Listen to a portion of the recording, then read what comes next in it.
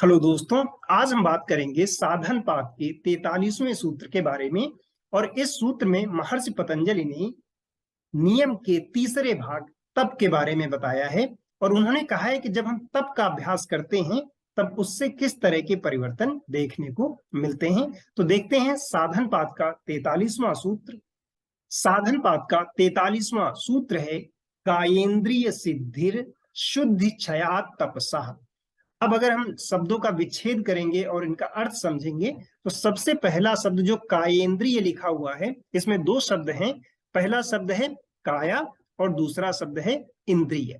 फिर इसके बाद आता है सिद्धि, जो सिद्धिर लिखा हुआ है, इसमें इसको जब हम विच्छेद करेंगे तो यहां पर होगा सिद्धि। और फिर अगला शब्द आएगा अशुद्धि। और उसके बाद का जो शब्द है वो है क्षयात। और आखिरी शब्द है यहाँ पर तपसा। तो शब्दों का अर्थ समझते हैं।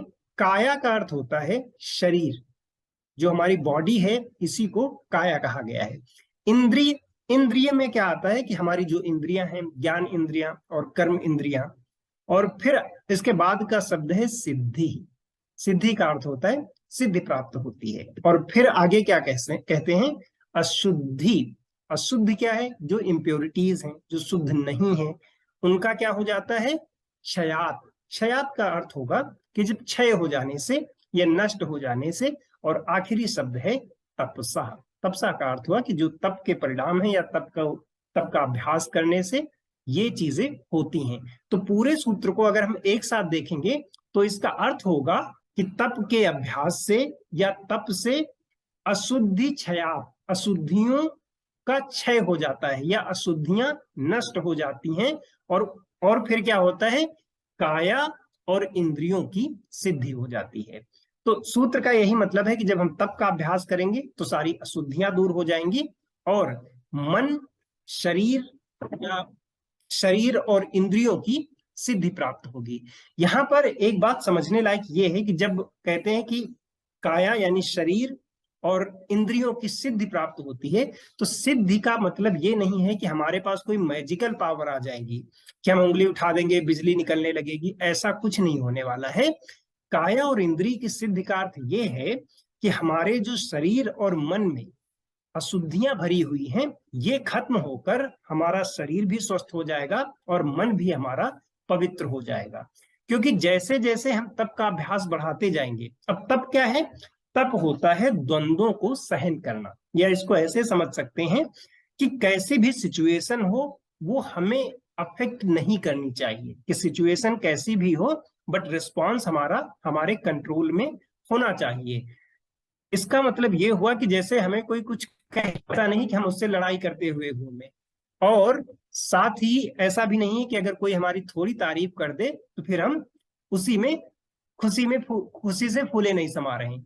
तो चाहे कोई अच्छा कहे या बुरा कहे, जब हम समानता में रहेंगे, दोनों चीजों को समान रखेंगे, यानी अपने रिस्पॉन्स को हम अपने कंट्रोल में रखेंगे, वही होगा तब।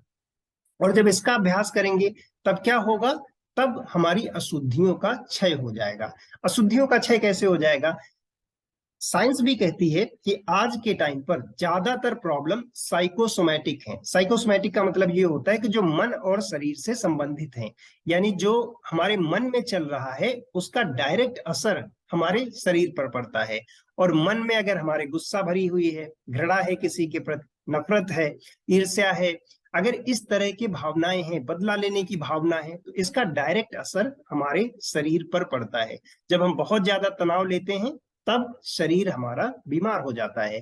तो जब हम द्वंद्वों से परे हो जाएंगे, मतलब कुछ भी हो रहा है, हमने अपना रिस्पॉन्स अपने कंट्रोल में किया है, हम अपने आप को अपने कंट्रोल में रखते हैं, हर चीज को हम समान तरीके से देख रहे हैं। जब हम इस स्थिति में आएंगे तो यही है तप का अभ्यास। तब क्या होगा कि अगर हमें कोई कुछ कहता भी है तो हमें फर्क नहीं पड़ता, यानी मन हमारा पवित्र हो गया है। और जैसे जैसे मन हमारा प्योर होता जाएगा तो शरीर हमारा अपने आप स्वस्थ स्वस्थ हो जाएगा।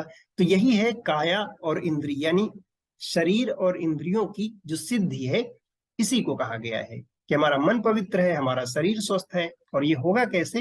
ये होगा तप के अभ्यास से। इसी बात को इस सूत्र में बताया गया है। अगर आपका कोई डाउट है आप कमेंट बॉक्स में लिख सकते हैं और मैं डेफिनेटली एक्सप्लेन करूंगा। इस योग की जानकारी को सभी लोगों तक पहुंचाने में आप हमारी मदद कर सकते हैं। इसके लिए चैनल को सब्सक्राइब कीजिए और ज्यादा से ज्यादा लोगों तक इस जानकारी को शेयर कीजिए। Thank you.